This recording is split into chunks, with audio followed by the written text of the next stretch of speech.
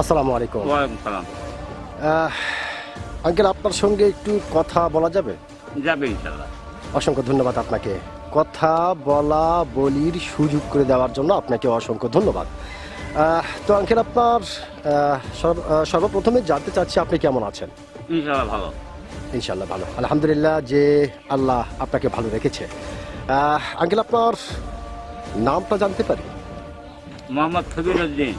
মোহাম্মদ খবির উদ্দিন, চমৎকার একটি নাম আপনার, অত্যন্ত চমৎকার একটি নাম আপনার। এবং আপনার নাম শুনে এবং মোটামুটি আপনাকে সামনাসামনি দেখে যেটা বোঝা যাচ্ছে, আপনি অত্যন্ত একজন সাহসী মানুষ।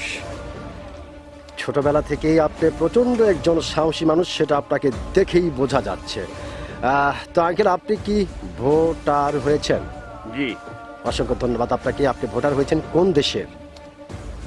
বাংলাদেশি। বাংলাদেশের ভোটার আপনি হয়েছেন, আপনাকে অসংখ্য ধন্যবাদ যে আপনি বাংলাদেশের ভোটার হয়েছেন। তো আঙ্কেল, যেহেতু আপনি বাংলাদেশের অত্যন্ত একজন সাহসী মানুষ এবং বাংলাদেশের ভোটার, বাংলাদেশের নাগরিক, সেই ক্ষেত্রে একটি বিষয় আপনার কাছ থেকে জানতে চাই।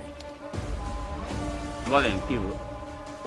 এইবার বাংলাদেশের সরকার কে হতে পারে? জাতীয়তাবাদী দল জাতীয়তাবাদী দল বিএনপি। বিএনপি।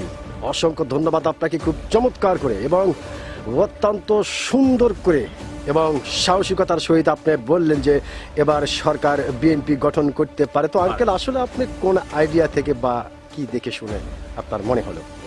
আমি জরিপ করে দেখতেছি, বাইরে ঘুরতেছি, নির্বাচনের পরিস্থিতি ইনশাল্লাহ বিএনপি ভালো আগে আছে। আগে আছে। অসংখ্য ধন্যবাদ আপনাকে। আপনি যে একজন সাহসী মানুষ, আপনি কিন্তু আপনার পরিচয় দিয়েছেন যে আসলে আপনি একজন সাহসী মানুষ, খুব সুন্দর করে এবং অত্যন্ত সাহসিকতার সহিত আপনি বলেছেন যে আমি জরিপ করেছি এবং আশেপাশে দেখে আমার কাছে এটাই মনে হলো যে এবার বিএনপি ক্ষমতায় আসতে পারে। একটা পারে। অসংখ্য ধন্যবাদ আপনাকে।